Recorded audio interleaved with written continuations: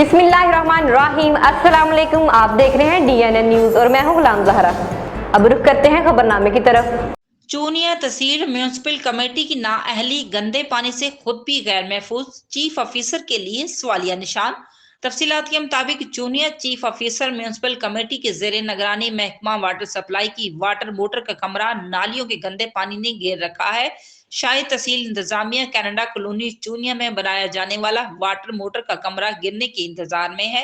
Water motor के कमरे के वाहद गेट के आगे गंदे पानी ने कमरे का मुकम्मल तौर पर दाखिला बंद कर दिया है।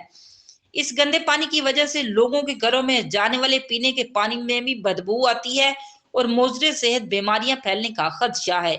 अवाम ने DC कसूर और आला हकाम से जिम्मेदारों पर इंक्वायरी करने और नोटिस का मुतालबा किया है।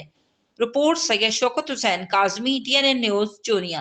अब तक के लिए इतना ही। मजीद खबरों के लिए हमारे साथ रहिए।